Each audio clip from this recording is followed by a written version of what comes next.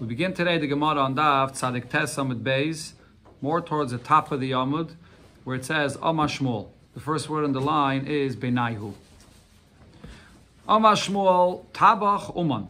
You have a sheichet that's a professional sheichet. Shekilkel, that you gave him a behemoth to shecht and he ruined it.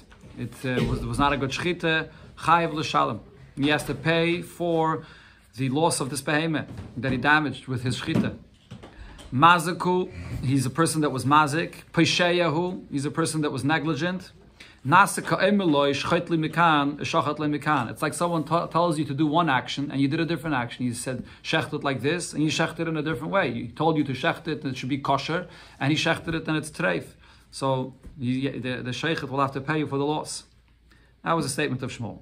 Gemara explains why he uses two expressions here. Lama leila meimar. Why did Shmuel say maziku pesheyahu? He's a mazik and he's also negligent. If he's a mazik, that means he's chayiv, so it's not necessary to add also that he's a pesheya. So the Gemara explains like this: Iyama maziku. If all you would say is that this sheichet is a mazik, hava mina, then I would say hanamili heichet ka'ovid b'schar. Maybe the fact that he has to pay for the loss of this behemoth, that's only if he's getting paid as a sheichet for what he's doing.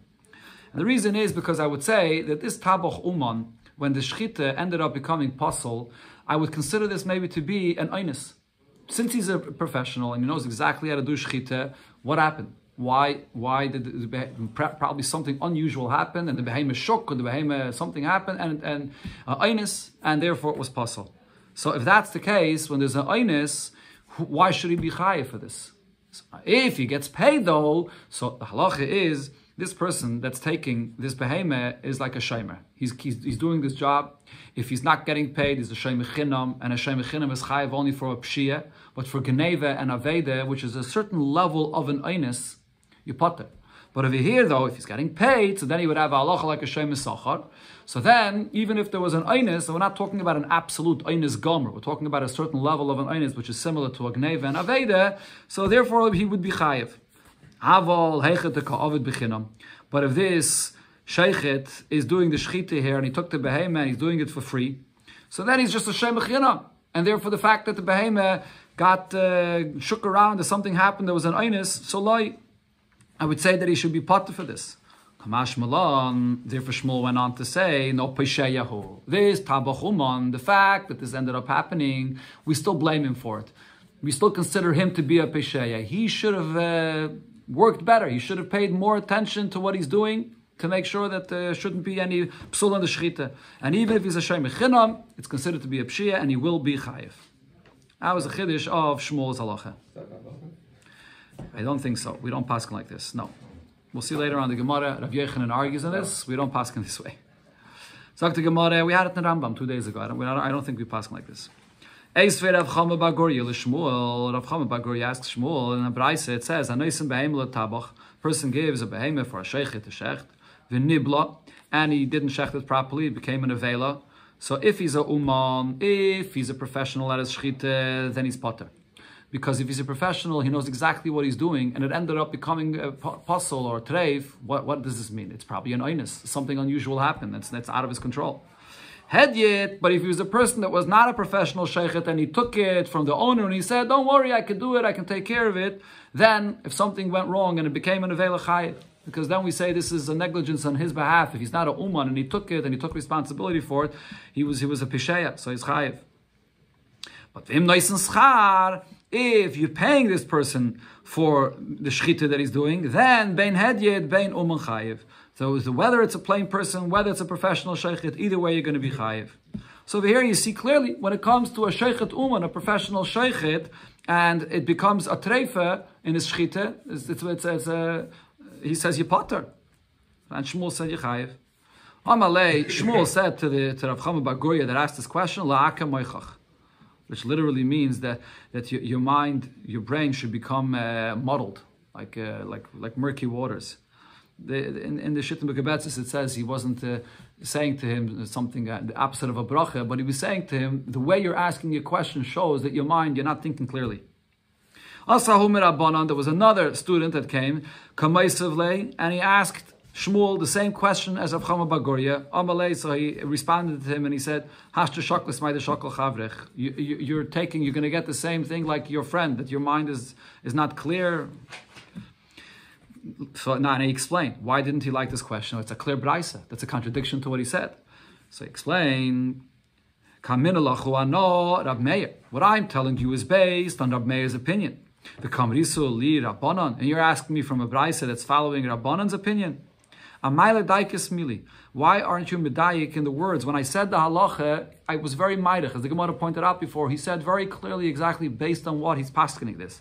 Shani Oimer, when I said, what did he say? I said, Maziku Pesheyahu, that this sheikhet, he's a sheikhet uman, but he's a mazik, and we consider it to be a negligence on his part.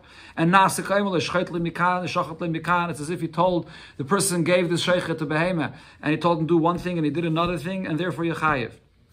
So now the chiddush over here is that this is something which it can go two ways. You could either look at this as a pshia, that he has to pay extra attention and the fact that he's not, so therefore it's a negligence on his part, or you could look at it as an einus, that he's doing the job the way he wants, the way he usually does, that is, and something happens which he didn't pay extra attention to, and therefore that's defined as an einus. It's two ways you can go about this. So Shmuel was saying that no, he's a mazik and he's a pesheya. There's an extra attention this person has to pay, and therefore, if he didn't, he's called a pesheya. Now, manis lehai svara. Who's the one that holds it? You have to pay extra attention to this, and if not, you're to blame. Rab Meir. This is Rab Meir's opinion. A person has to focus and pay extra attention, and if not, it's considered to be a negligence. Where do we see Rab Meir says this? Hi, Rab Meir. When does Rab Meir say such a concept that it's your responsibility to pay extra attention? Okay, the Gemara brings a few different places. If you would say it's what Rab Meir said regarding this halacha, what we had earlier in the Masechta. The Gemara gives a siman for the three places it brings kolon siman. So the Tnan, the first case it brings is regarding an animal that you own. If you tied your animal with a leash, and you locked the barn in front of it, karoi, properly, and nevertheless, it went out and it damaged someone. Bein tam, bein muad, whether this animal did not gore 3 times or it did, and it's a muad chayiv. Still going to be responsible for this. Divrei Rab Meir, this is Rab Meir's opinion. So seemingly, what do you see here? Even though he did a proper shmira, it's not enough. You have to do an extra, the Gemara called this earlier in the Masechta, shmira mu'ula. An extra special shmira, and only then will you be potter. So we could say the same thing over here. You give a sheikh to behemoth to sheikh. It's not enough to say that I did my job and the behemoth shook, something happened and it was an einus. No. That's your responsibility to pay extra attention that nothing should happen. Otherwise, you're to blame. So the Gemara says that can't be the source of Rav Meir's opinion for our case, because Hassan Bekroi Pligi. There, as the Gemara brought earlier in the Masechta, it's based on psukim, where there's extra psukim that say clearly that you have to have an extra special shmira there regarding the behemoth. But we don't apply that to this case of a sheikhet, which is a shaymer, and the kind of attention he has to have to the job that he's doing. Ella says the Gemara, maybe Rab Meir. Maybe the source is this halach here of Rab Meir, the Tnan, where the Mishnah says, it's on the next blot here, you give a person wool to dye it red, and he didn't pay attention to what the person told him, and instead he dyed it black. Or he was told to do it black, and instead he did it red. Rav Meir says, you have to pay him the value, the loss of the wool that he gave you. So over here, the Gemara understands this, that this is also considered to be a kind of inyan where you didn't pay proper attention to the exact color that he wanted. And therefore, you're to blame and you have to pay for this. So you see that a shaymer or a person, a shaymer, doing a job, whether a dyer or a sheikhet, you have to pay extra attention to what you're doing. Answers the Gemara, no, but you can't compare to that Rab Meir, because Hassan biyodoi koloi minei. Over there, that person intentionally, he heard what the person told him, and he intentionally was mazik it, he went and did something else. Chavana. So that's a different thing. The sheikhet over here didn't do this b'chavana. The sheikhet happened because of a certain einus. So you can't compare to that case. Ella says the Gemara, what's the source? Rab Meir. The source is the following Rab Meir. Also we had earlier in the Masechta, the Tanya, it says, Nabrai says follows, Nishbura Kadoi, person was walking with a jug, and it broke in the Rishus Rabbim, Veloy Silka, and he didn't clean it up yet. And here the Gemara is focusing on the case where he didn't have even a chance to clean it up yet. It just fell. Or nafla gamaloi, he's going with his camel, and his camel fell in the street and he didn't pick up his camel yet. Rab Meir says, chayiv b'niskan. If someone now trips on your jug or on your camel that's there, you're going to be responsible to pay. Chachamim say you're going to be potter. So now the question is, why would Rab Meir say Yechayev? The Gemara there earlier in the Masechta explains there is a case where Rab Meir says Yechayev when you had a chance to clean it up and you didn't clean it up yet. But over here, Rab Meir also says you're going to be responsible even if someone tripped on your jug before you even had a chance to clean it up. So why should you be responsible for this? And it was explained earlier in the Masechta, they're arguing about niskal pesheya. The fact that you tripped, you're to blame. There's a negligence on your part, the very fact that you tripped. So therefore, even if you didn't have a chance to clean it up yet, you're responsible for your behemoth or for your broken jug that's there on the floor that somebody got damaged in. You should have been careful and looked how you're walking, and then you wouldn't have tripped in the first place. So just like we say that regarding a person that trips, similar we say regarding a sheikha that's doing a job of shchita, he has to pay extra attention to what he's doing, and he can't come and say that the circumstances caused it and it's a einus. No, it's considered to be a pshia. That's the way Shmuel paskins, according to Rab Meir.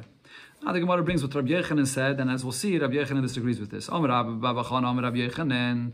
So tabachuman, you have a sheikhet that's a professional, shekilkel, that ruined the shchita, chay. Okay, so he starts off saying, similar to Shmuel, that even though he's a professional, he's still going to be chayiv. Even if he's such a professional like those that shecht birds, which is a real, very, very high level of, he's very, very good at what he's doing. From what I read, I don't remember where I saw this, that it says that the shecht oifis, I'm not a sheikhet, maybe you'll tell me, that the shecht oifis, it's more difficult even than shechting the behemoths. So if he's a sheikhet of birds, that means that he's a much more of a professional than just a sheikhet of behemoths. That's what I saw it says. I'm not sure why it is. I'm not a sheikhet. It's a whole different malacha. Al Kapanim, so he's saying that even a real professional, nevertheless, he's going to be chayiv for what he did. Even though it looks like he knows what he's doing and he does his job well, and it would seem like an einus happened there, but still he's going to be responsible. But the Gemara asks on this, and Miyam Rabbi Yechanan Hachi. Did Rabbi Yechanan say that this person would be chayiv? Rabbi Bava Kama said the following thing: Bava Kama Rabbi Yechanan beknishtu de Moin. There was a story that happened by Rabbi Yechanan, and that was brought to him in the shul in the city of Moin. In such a case where there was a sheikhet, a uman, and the shchita was not good, v'amalei zil aisirai the mamchis l'tana geilim. If he told the sheikhet, if you're going to bring me a proof that you're a professional to shecht chickens, v'afterach, and then I'll pater you from paying, because a sheikhet uman that the shchita was not good, you actually pater. It's considered to be an einus.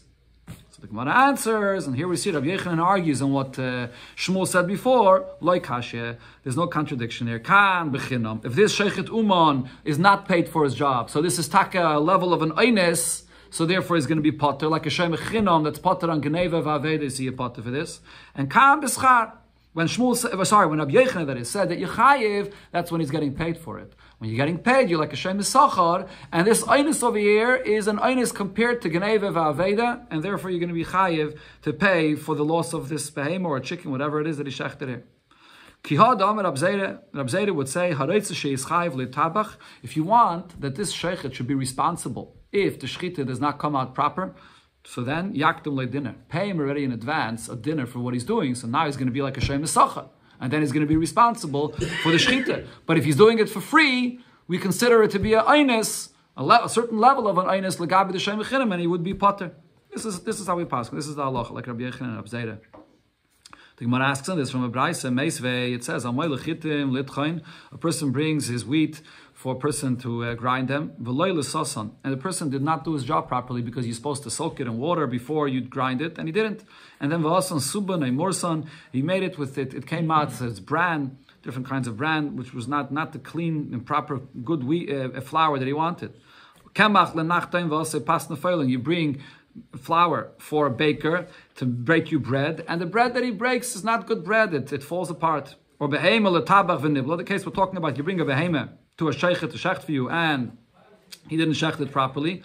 Chayev, you'll be chayev. Why? So here, the lashon of this brayse is mipnei shehu kim noise sachar. We consider him he has the same halacha like a sheime sachar. The Gemara understands this. What that means is even if he's not getting paid, but he's chayev as if he would have gotten paid because it's considered to be his negligence. This is like what Shmuel said before, not like what Rabbi Yechanan says now that only if you get paid are you chayev, even though it's an oinus. So the Gemara says, you have to read what this brayse meant to say is mipnei shehu noise sachar. That it's because this person got paid. If he got paid, then he's going to be chayiv for it, even though it's an einus. But if he didn't get paid, it's considered to be an einus and you're potter. Gemara brings another story here that happened. There was a case of a magrumte. Magrumte is one of the halachas benegei to shchita, that the shchita has to be done straight. If you shecht straight, but then at the end of the shchita, the knife curves and tilts a little bit away from where the shchita was, there's details of these halachas. In Mitzvah Shem, we get to Masechta Cholim, we'll learn the other details. Rashi here brings a little bit exactly the way it has to be done. The two pipes of the animal has certain tabois in it. It has like these rings in it, and you have to shecht in one ring. And if you tilt out a little bit, so then it's actually a machlokes in the Gemara in Chulin between Rabbi Yosef and Rabbi Yehuda and the Rabbanon, whether the shechita is going to be good or not. If the roiv of the shechita was done straight and a little bit of it tilts out from where you were shechting, is it going to be good or not? So here, that's what this case was. The roiv of the shechita was good, but it tilted out a little bit. And so when it came to Rav, so Tarfe, Rav said that the shechita is not kosher, but upatre letabach milashlume dami. He pattered the sheichet of paying for the loss of this animal or of this chicken. So Pogebe Rav Kahana v'Ravasi Bahu Gavre, Rav Kahana and Ravasi met this individual. Amrulei, they said to this person, Avad Bach Rav Tarti. Rav did for you two things. That was the expression they said. So the Gemara explains what did Rav Kahana and Ravasi mean to say. My Tarti. What do they mean? He did for you two things. Did he mean in the positive sense or in the negative sense? Ileme, if you're going to say Tarti Legreis, that they were sort of saying that Rav paskin two things, which is really not the right psak. Because one point is, he paskin that the shechita was not good. He should have paskin like Rabbi Yosef bar Yehuda that says that the shechita is kosher. And v'tar for kerabanon. And instead he paskin like the Rabbanon that it's treif. That was one point that they were saying. And v'inami kerabanon, and even if we paskin like the Rabbanon and the shechita is treif, the boile chiyuv v'letavcha. So okay, if the shechita is not kosher, then he should have paskin that this sheichet should pay you for the loss of this chicken here.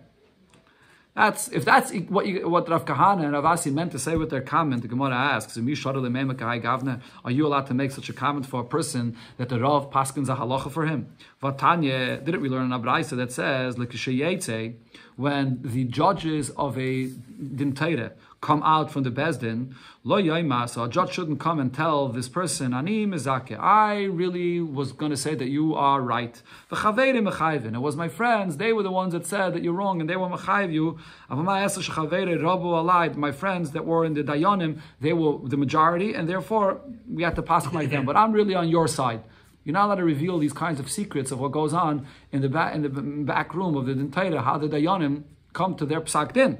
It's regarding this that the pasuk says, the person that shares these things and reveals these secrets, you're not allowed. So therefore, the Gemara is saying similar here regarding Rav Kahana and Rav Asi, even though it's not exactly the same thing. They weren't just revealing any secrets of what the psak din of Rav was based on, or that they disagreed with Rav. But the very fact that they're sort of making this person feel bad about the psak din that Rav said is also not a right thing to do. So it can't be what they meant. Ella says the Gemara, Tarti l'mal yusa. When Rav Kahana and Rav Asi said to this person Tarti, they meant to say Rav paskined for you two halachas and Rav saved you. Rav was right with what he did. Because the Safik Isura, number one, he didn't give you to eat from a shechita, it could be a Safik Isser. He was machmer, like the opinion of the Rabbanon, so you shouldn't have a Safik Isser. And also a Manach Misafik Zela. And he also prevented you of a Safik Zela to make this Uman pay you back. Because even if you're going to say, according to one opinion, that it's treif, but then according to another opinion, it was a good shechita. And therefore this sheikh doesn't have to pay you for that. So therefore, because we don't know if we paskin like Rabbanan or like Rabbi Yosef Rabbi Yehuda, so therefore he was machmer on both sides. On one hand to pasel the shechita, on the other hand to say that the sheikh doesn't have to pay you. The Achreinim discussed this last point over here about the Safik Zela. even though the shechita is only pasal misafik, but why should that matter? The fact is that now the sheichet shechted in such a way that you can't eat this chicken. So either way, whether it's pasal mitayres vade or pasal mitayres safik, he's causing you the same loss. So what's really the difference between it? I'll get to discussion about this. Interesting question. Sagt the Gemara weiter, a similar halacha regarding someone that's doing a job for you. Itma, we learned. Hamare din l'shulchani, a person shows his coins to a money changer. So this is in those days where you had to determine regarding the quality of the coin if it's if it's good, if the metal of it, if it's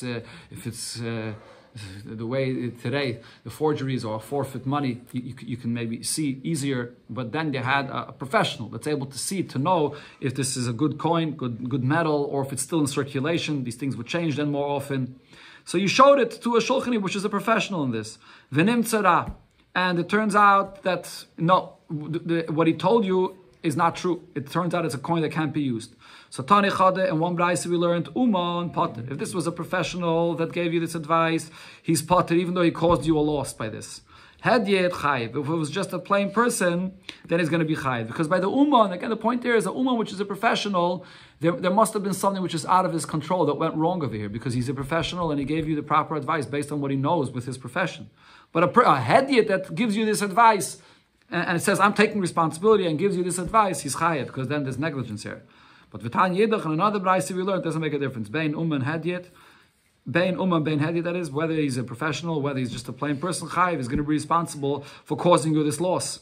The Gemara is soon going to explain more. This is a kind of a case where it's a garmi. It's not, he didn't mamish cause you a loss, be a dayan. He just causes you a loss by the advice he gives you. Let's say you have someone that owes you money, and he's paying you back with these coins, and you're not sure if you should accept the payment or not. And you come to this person, you ask him, should I accept these coins as payment? And he says, yeah, it's good, accept it as a payment. And then that person that owes you the money leaves town, and now you're stuck with these coins, and they're not good coins. It's really a garmi. The Gemara is soon going to explain.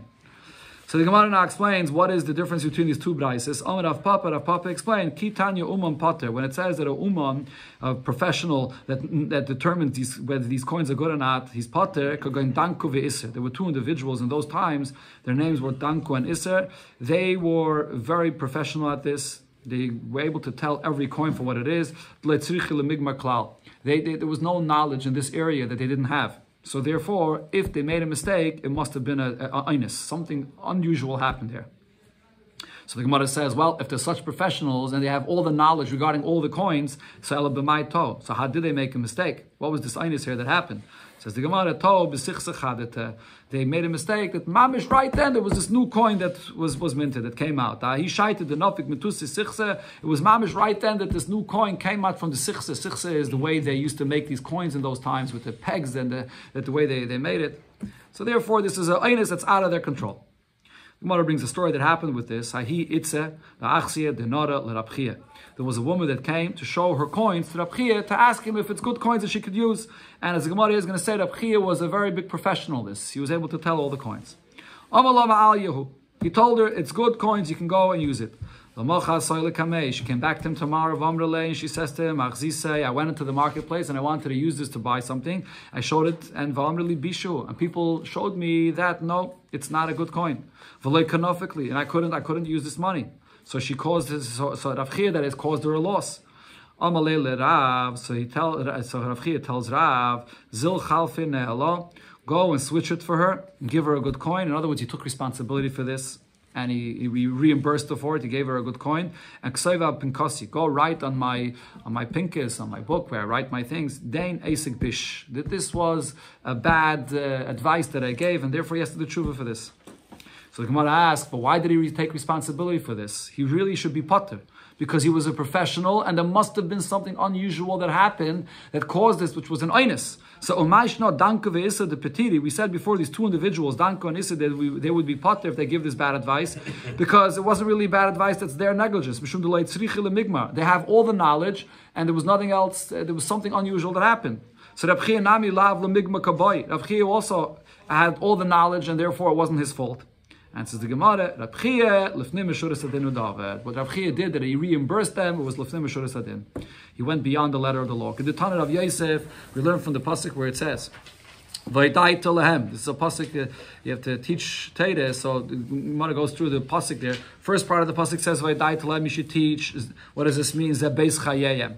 You should teach them what they need for their life. Here Rashi says that refers to learning Torah. There's a Rashi in Bava Kama where Rashi says this refers to the fact that a person has to teach his child a profession.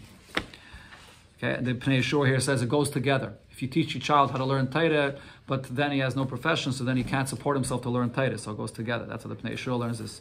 Then it says in the pasuk further, as haderech, you have to teach him a way. What's the way? Haderech, the unique way. The Mashal says the diak here is the hay. Zugimil is chasadim.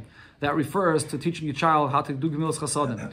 Yelchu, in the way that he should go in it, zubika chaylim. This refers to visiting the sick. Taisus over here explains, bika chaylim is just part of gemilas chasadim. So he says, we're talking here about a unique bika chaylim. There's a Gemara that says in Bava Kama, when you have a person that's the same mazel as you, the Gemara calls it ben giloy. We had it in the Darim also. So then when you do the bika chaylim, you actually take away a 60th of his sickness. So this is a unique level of bika chaylim. And then when it says, ba, Zu kvura, you go in it. This refers, the extra word bar tells me about kvura, that you have to do burial. Ba is saying that in it, you do it, something that you have no reaction, you get nothing back for this. This is the famous thing the Gemara says regarding kvura, that it's a chesed shel emes, that you're not expecting anything in return. And then the pasuk continues, it says, es hamaisa. What's maisa zeh din? When you paskin a din, according, and you see through the psak din, according to the way Bezin paskins. And when it says Asher Yason Zul Lifnim Meshuras Adin, this refers to doing something even beyond the letter of the law, and that's what Rab Chia did here. I saw a Remez, it says that over here in the word Yason, it is an extra nun at the end of the word. It doesn't say Yasu, it says Yasun, and that extra nun goes below the line. That's the concept of Lifnim Meshuras Adin. When you go beyond the letter of the law, when you go even to a person that doesn't deserve it, and you give it to him anyways. Talk to Gemara, another story that happened that Rishlakish achvile dinara l'Rabbi Lazar. Rishlakish showed his coins to Rabbi Lazar to determine if it's good coins or not. Omar Amal Yehu, and he told him, yeah, it's good coins. Amalei, so he tells Rabbi Lazar, Chazit, da Allah kasamichna. You should see here that I'm relying on you.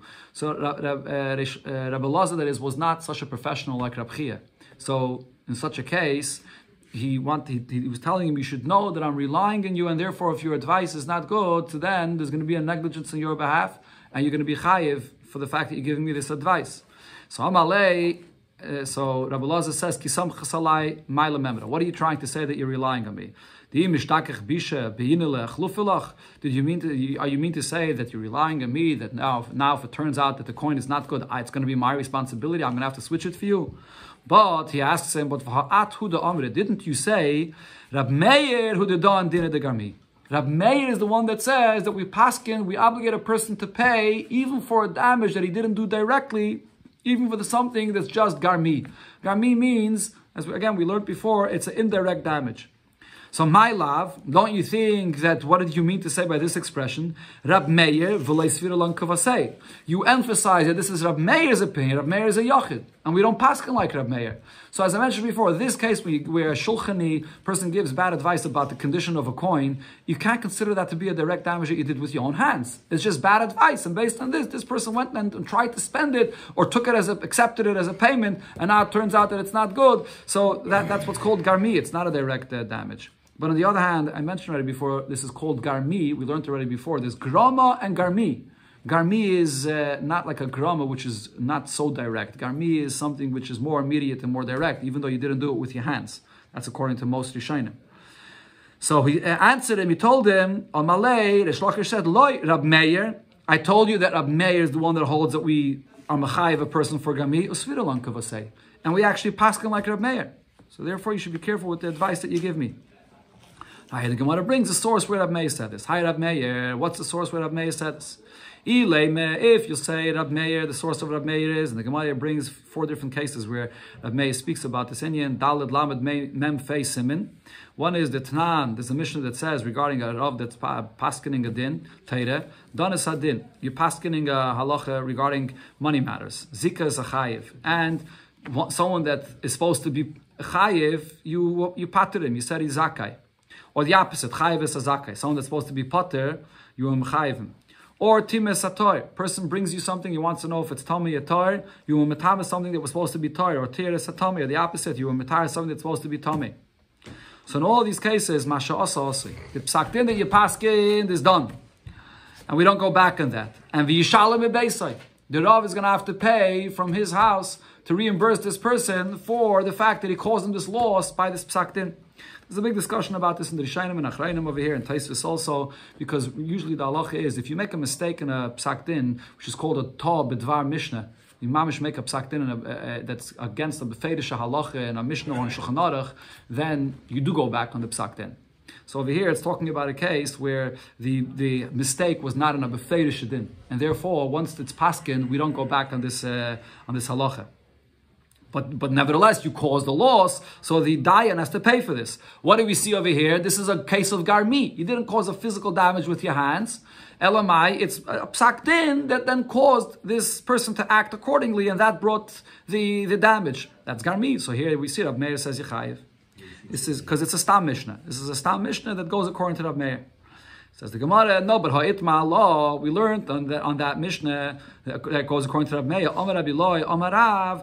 Rabbi Loi explained the name of Rav. V'husha notov v'nosam biyad. In that case, it's talking about when the dayan didn't just paskin. He wanted to confirm his psak, and he went and did a physical action based on his psak. And Rashi goes through all the cases over here. In the case where he was mizakeh, so he went and if this person owed someone money and he had a mashkin that he was holding on for it, he went and gave the mashkin back. If he was mechayiv when he wasn't supposed to, he went and took the money and paid. Regarding the tumah and the tara as well, he wanted to show that this is tameh, so he went and put a sheretz on it and he mamish made it tameh.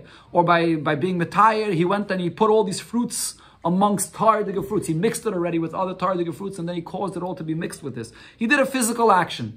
That's when we say that you don't go back on the psak din. Which means that Rishayim say you learn from here, besides the klal that I mentioned before, that there's a difference between ta b'dvar mishnah, when you made a mistake in a befeidish din, or not a befeidish din, even if it's not a befeidish din, but it ends up being a mistake. But if you did physical action according to your psak din, which was a mistake, you're still going to have to, we say that you can't go back on it. You can't go back on this psak din. Because you already physically fulfilled it, you don't go back on it. If you wouldn't physically fulfill it, you would go back on this din, because it's not mefurish, it's not a dvar mishnah. And that's when it's considered to be a mamish hezek b'yadayim. Okay, so that's not a source for Rav Meir's opinion. Ella says the Gemara, Rav Meir, maybe the source of Rav Meir is this halacha which we mentioned already before. The Tnan l'tzvay le'yadayim, a person gives you wool to dye red, v'tzav v'shachar, you did it black, or the opposite, shachar v'tzav v'yadayim. Rav Meir says, noisin loy d'meit samra, you have to reimburse him for this. So the Gemara, the way it understands it now, this is how Taisus explains it, the Gemara understood that the mistake that he made here, it doesn't immediately happen through your action, because when you dye, you put it into the pot, and the color only gets absorbed in this wool later on. It takes a day or two. So therefore, even though you did the action here, but it only changes later on, it's not a direct hezek that you did. That's the Havamim of the Gemara. So therefore, this is considered to be garmi. It's not a direct damage that I did, and Rav Meir says you're still responsible to reimburse him. But the Gemara answers, no, Hasan ka'avid b'yadayim. Still, nevertheless, you're the one that put the wool into this dye, and therefore, it is an action that you did, and it's not garmi. So there's no source from this Rav Meir either. Ella says the Gemara, maybe Rav Meir. The source is from the following Rav Meir. The Tnan we learned in the Mishnah. A person that causes kalayim. You have wheat, and then you have your vineyard. And you go and you take the branches of your vineyard, and you put it over your friend's tvua. So this causes it to become kilayim, and you'll be chayiv for this. So in this case also, similar to by dyeing, it doesn't become kilayim immediately. It takes a certain time until it grows a certain amount together, and it becomes kilayim. The amount that has to grow together is, as the tvua has to grow another 200th more of what it is now, and then it's not bottled, it becomes kilayim. So it's not so direct either. The Gemara says, nevertheless, it's still something that you did a physical action with, and therefore you're still going to be chayiv for this, and it's not garmi. Ella says the Gemara, Rav Meir, the source of Rav Meir, and this is the final thing, we'll finish with this. This is the source where Rav Meir holds the din of garmi. The Tanya we learned in the Braise, v'chitzas hakerem shenifritza. It's also been negate to klayim, so the halacha is neighbors that are living near each other. So one is allowed to plant his tvua all the way up to the border, and the other one is allowed to plant his vineyard all the way up to the border as well, as long as there's a wall that's separating between them. But what happens now if this wall falls down? So then the owner of the tvua tells to the owner of the vineyard, put up the wall again. So it shouldn't cause my tvua to become klayim. Aimer le gedari tells him again, he's to give him another warning to put up his wall. If this person sees that it's becoming klayim, and nevertheless he doesn't put up the wall, so then it becomes klayim, and the owner of the vineyard will be responsible for this. And this is a case of garmi, because the fact that you didn't put up the wall, you didn't put your branches of your vineyard onto his tvua. By not putting up the wall, you caused it that it should happen, and therefore you're going to be responsible for this. This is the source of Rab Meir that holds the din of garmi. There's just a few details quickly over here. Number one, it's not clear where we know that this is Rab Meir, because this is a braisa, and it doesn't even say a name over here. Regarding a Stam Mishnah, we could say it's Rab Meir, but this is just a braisa. But Tosfos says that this braisa is based on the previous Mishnah that the Gemara just quoted before regarding Mesachar Gafnei. That Mishnah was Rab Meir, so the Gemara understands that this braisa is Rab Meir as well. And the reason is because according to other opinions, Tosfos brings, other opinions say, you're not ever responsible by klayim when you cause someone else's things to become klayim, because klayim is totally in machshava. It's an interesting thing. You can't, just the mixture itself does not make klayim. It's totally in a person's machshava, and therefore you cannot ask someone else's things to become klayim. That's Rabbi Yossi and Rabbi Shimon's opinion. Rab Meir disagrees. Rab Meir says, no, with your machshava you could ask someone else's things of becoming klayim. So just like that Mishnah is Rab Meir, this braisa is also Rab Meir. Another detail over here that all the Rishonim discuss is, why is it the Bala Kerem's responsibility and not the Bala Tvua's responsibility? It takes two to tango. They both are causing this. There's different answers to this. Rashi's answer for this is, in other places, that the Bala Kerem, his vineyard spreads. The Tvua grows straight up, it doesn't spread. It's the Bala Kerem that spreads into the Bala Tvua, and he's the mazik, and it's what's called giri delay. It's like your arrows that are going into his property, and therefore you're responsible for that.